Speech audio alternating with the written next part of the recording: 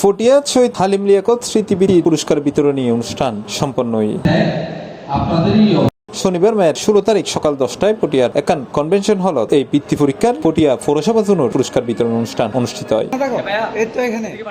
এই স্মৃতিবৃত্তির উপদেষ্টা ও পটিয়া উপজেলার সাবেক ভাইস চেয়ারম্যান সৈয়দ এ আর মোহাম্মদ পিয়ারুর সভাপতিত্বে উদ্বোধক হিসেবে উপস্থিত আছেন শিক্ষা অনুরাগী ও সমাজসেবক আলহাজ জসিমউদ্দিন।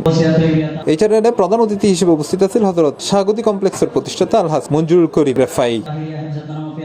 এই শহীদ হালিম লিয়াকত স্মৃতিবৃত্তি পরীক্ষা পটিয়া পৌরসভার বিভিন্ন শিক্ষা প্রতিষ্ঠানের প্রায় 1000 শিক্ষার্থী অংশগ্রহণ করে। চূড়ান্তভাবে বৃত্তিপ্রাপ্ত হয় 105 জন। তারারে বিজয়ীর ক্রেস্ট, সনদ এবং একজনের স্বর্ণপদক সহ পুরস্কার তুলে দেয় আমন্ত্রিত অতিথি।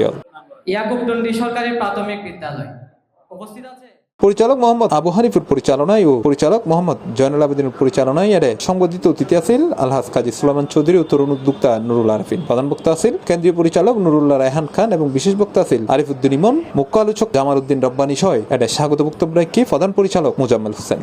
এই বৃত্তি পরীক্ষার পিছনে অনেক কিছু রহস্য, গুরুত্ব, মর্যাদা, সম্মান সবকিছু রয়েছে। সুশিক্ষার কুশিক্ষার মধ্যে কতটুকু আমাদেরকে বুঝতে হবে।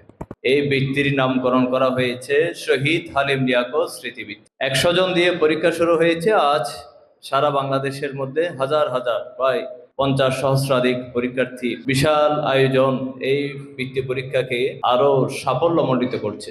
মানুষ শিক্ষিত হচ্ছে বটে, কিন্তু নৈতিকতা না থাকার কারণে আজকে আমাদের সমাজ থেকে অনৈতিক কার্যকলাপ যাচ্ছে না।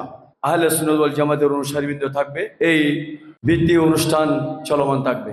আমি আমার ব্যক্তিগত তরফ থেকে এবং হালিম লিয়াকত স্মৃতিবৃত্তির পক্ষ থেকে তাদেরকে ধন্যবাদ জানাই। একটি সমাজকে আলোকিত করতে হলে শিক্ষার কোনো বিকল্প নেই। প্রিয় অভিভাবকবৃন্দ, বৃত্তি পরীক্ষা শিক্ষার্থীদের অনুপ্রেরণা যোগায়। রব্বুল আলামিন ইরশাদ করেছেন, পড়ুন কবর নামে যিনি সৃষ্টি করেছেন।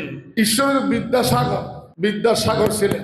সংক্ষিপ্ত বললাম, সৈয়দনা শাহ ইমাম আহমদ রাদিয়াল্লাহু তাআলা আনহু উনি প্রায় 1000 কিতাব লিখেছেন। পৃথিবীর আর কেউ লেখেনি। ইমাম গজ্জালি 300 লিখেছেন। এছাড়াও এলাকার গণ্যমান্য ব্যক্তিবর্গ, শিক্ষার্থীদের অভিভাবক সহ আরো উপস্থিত আছেন। দেশের জন্য সি প্লাস টিভি, চট্টগ্রাম।